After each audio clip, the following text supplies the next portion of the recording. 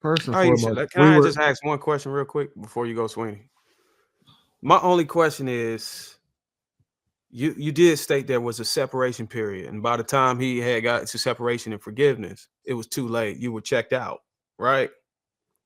Today in 2025, is it safe to say that this man has turned away from those ways that caused the relationship to fall apart?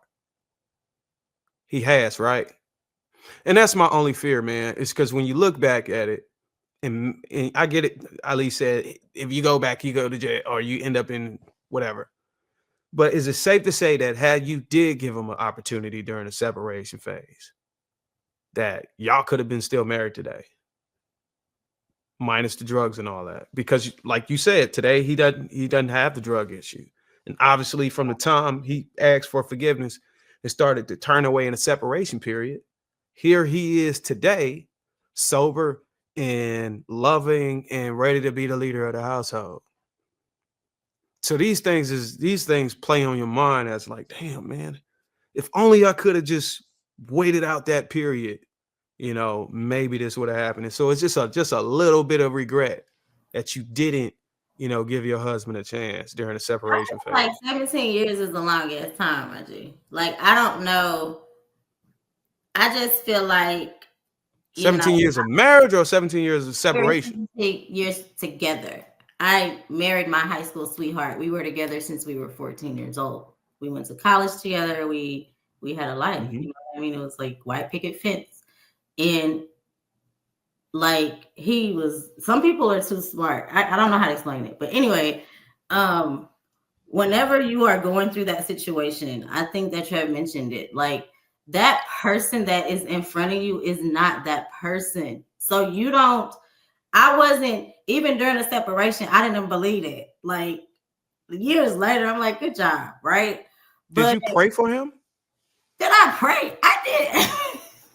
So let me ask you this. You didn't believe it that you... I was with this man for 17 years. So for the notion that I probably did anything and everything to save my marriage. I did a lot of things. Okay. So when I left my marriage, it was the end. My mama was married. I come from a long line of married people. I had this wasn't something that I took lightly, right? So I understand that. But when I got out of my marriage and then I got back into dating, I don't tell people this story, right? I shared this with you guys. My friend Vaughn probably know, but I don't share this story with people that I date. So when I meet a guy and a guy tell me you chose wrong, first of all, I was 14.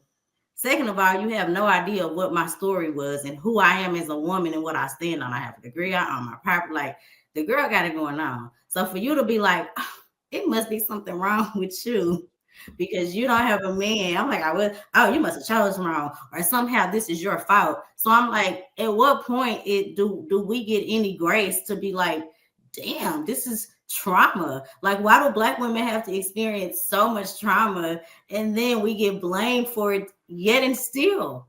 Like, no, I just wanted to shed light on the fact that perhaps maybe your prayers went through. No, they didn't.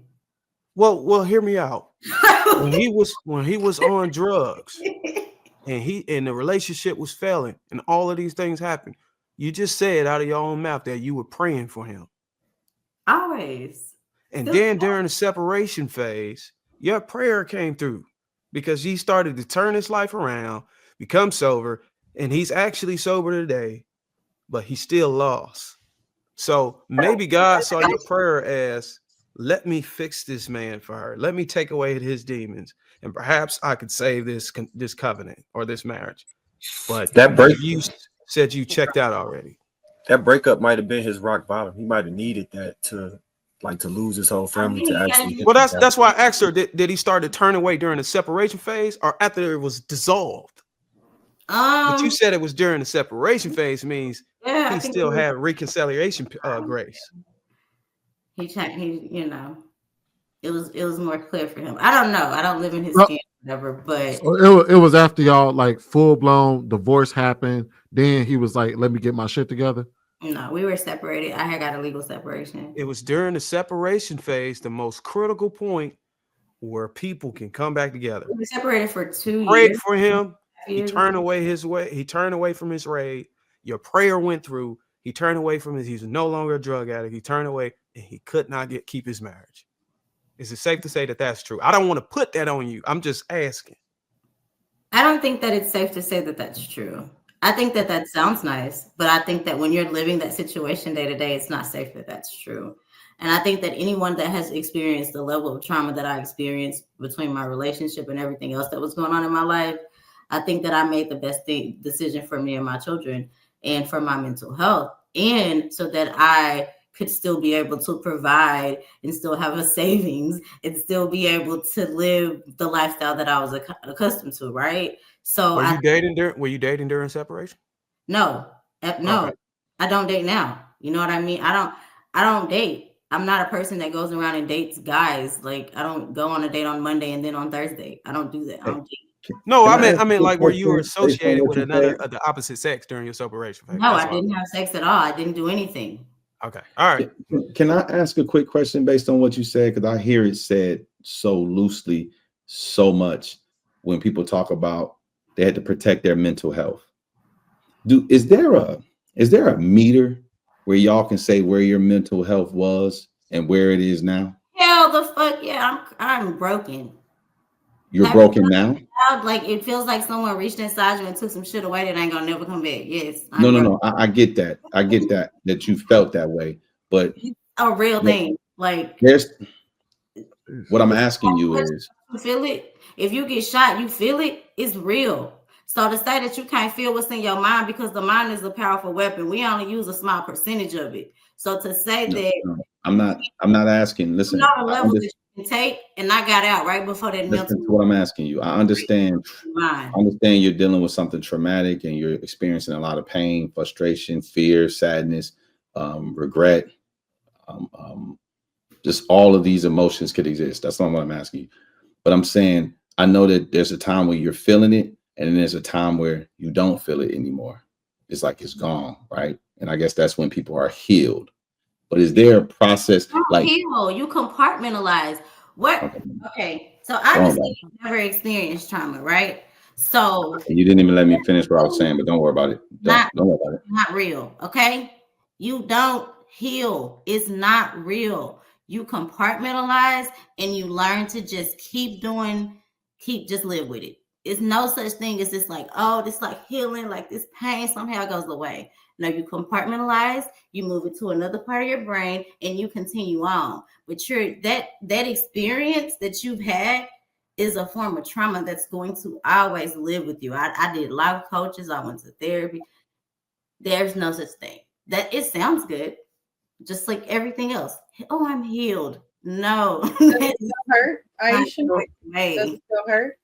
Does it still hurt? Like, does it still invoke the same type of emotions in you? It still invokes the same emotions. I could believe it. Well, we pray for your healing. Oh, well, you don't believe in that, but we pray for you not to bother you anymore. I have been married myself. I'm divorced, and ain't nothing that my ex-husband could do can affect me at all. There's nothing. Anything that we've ever been through, which ain't much, I'm over him.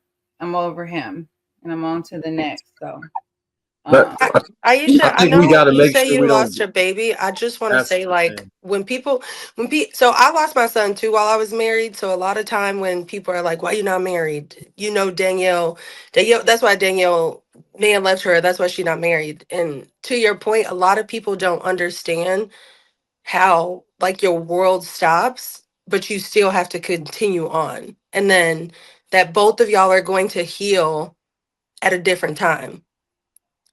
But when he's healing, it's like you gotta let him get out whatever he gotta get out, but that somehow turns into The way it going wasn't the way that I healed, right? right. And then y'all did it at different times. So as somebody who has been married and had a good marriage, and then something happened that you had absolutely no control, like, you can't be like, my man was cheated.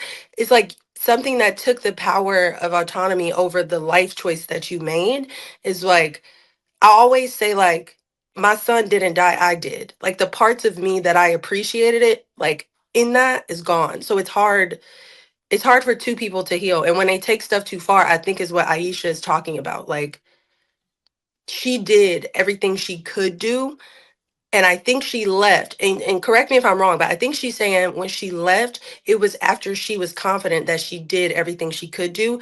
And it made more sense for her children that were alive for them to be out of that situation, which in turn, like, it probably hurt her too, even having to pick and choose that, and even having to be so strong to not be able to grieve and be like, I got to make sure these kids are okay.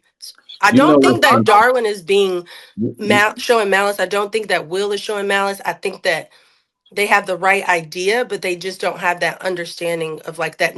Like they have the right idea being Black men and trying to figure out a solution to help the panel or the people watching to make it work. But there's nuance in like, she's not the same person she was when they were married. So even if she did get back into that connection and he's a better person, it's she's not the same person. She's telling y'all like she just compartmentalizes.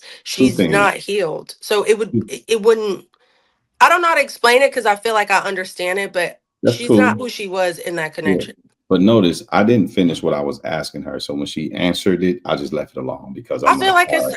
it's sensitive. It's sensitive. Right. So I just left it alone. Right. And I Yeah. wasn't about to talk about her child. I was talking about healing. Right. But whatever. So here's the thing.